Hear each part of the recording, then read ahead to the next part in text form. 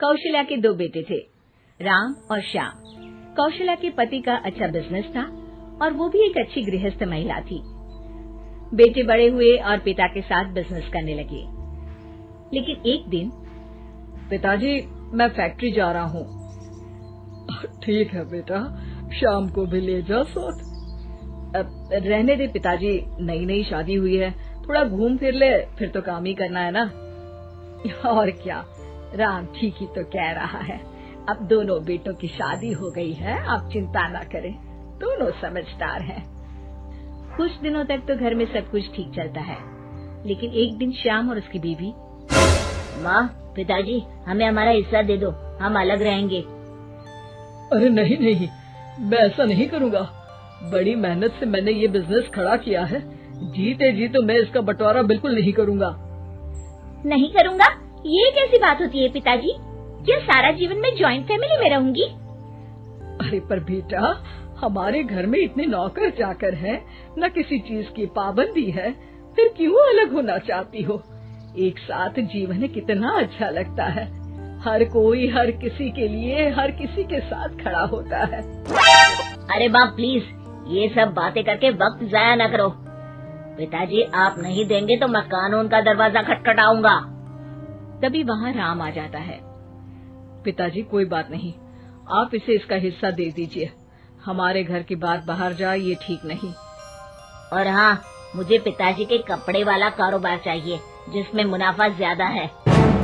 लेकिन एक वही तो कारोबार है जिससे हमारा घर अच्छे से चल रहा है, बाकी तो हम अभी एस्टैब्लिश कर रहे हैं बेटा। देखिए पिताजी, वो कुछ मैं नहीं जानता, घर चले या नहीं, मुझे बस चाहिए मतलब चाहिए। हाँ। सब श्याम को समझाने की कोशिश करते हैं, लेकिन वो मानता ही नहीं। ठीक है, अगर तुम्हारी यही मर्जी है तो यही सही, लेकिन मेरी भी एक शर्त है, ये लेकर तुम इस घर में दोबारा कदम नहीं रखोगे। हाँ हाँ, तो रहना भी कौन चाहता है? अरे कैसी बातें कर रहे हैं जी, मैं कैसे श्याम के बिना रहूंगी? ठीक है माँ, चलो हमारे साथ रहना। लेकिन बेटा, मैं परिवार के बिना भी नहीं रह सकती। अरे यार, मैं श्याम के बिना नहीं रह सकती, मैं परिवार के बिना नहीं रह सकती, तो हम क्या करें? तभी वहाँ राम की बीवी आ जाती है। देखो, तुम माँ को समझने की कोशिश करो, सारा जीवन उन्होंने परिवार के साथ निकाला है।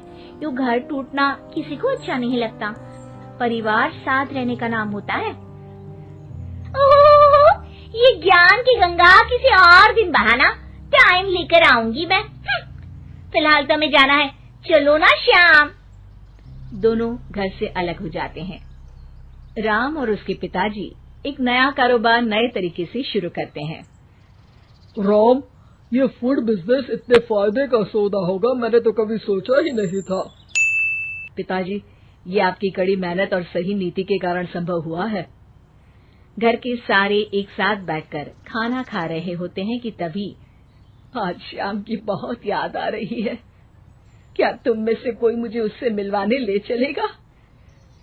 कोई जरूरत नहीं है।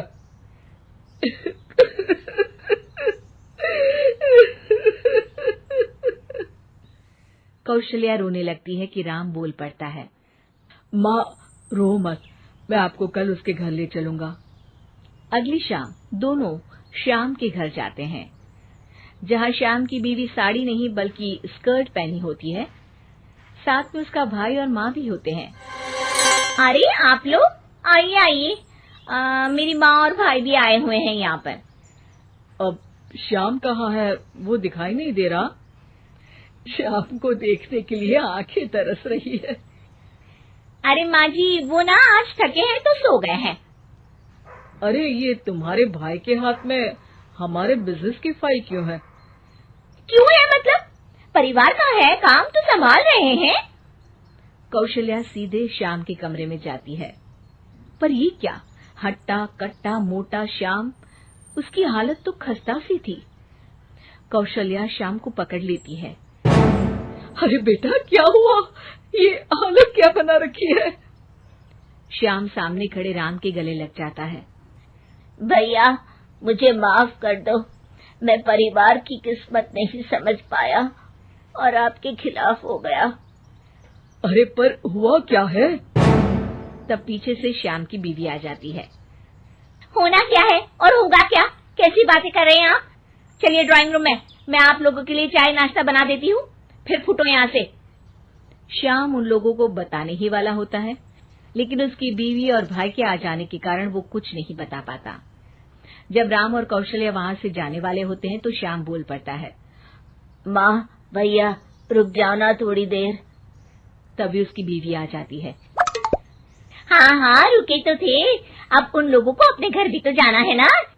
क्यों माँ?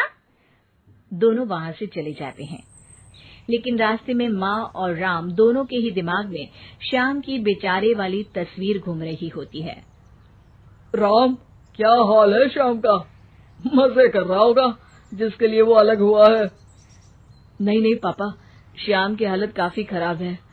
ये बोलकर वो सारा किस्सा पिता के सामने रख देता है।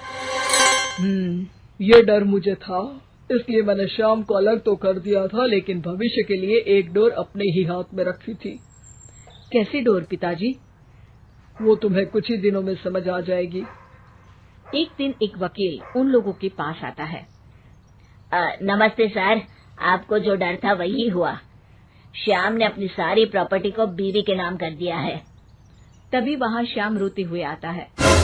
पिताजी मुझे माफ कर दीजिए, मेरी बीवी ने धोखे से मेरे साइन करवा लिए हैं। अब मैं कहीं का नहीं रहा।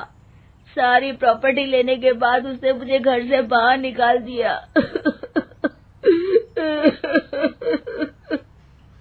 कोई बात नहीं बेटा, तुझे अकल आ गई, यही बहुत है। लेकिन आपका मेहनत से बनाया कारोबार मेरे कारण चला गया। मैंने कोई कच्ची गोली नहीं खेली है बेटा।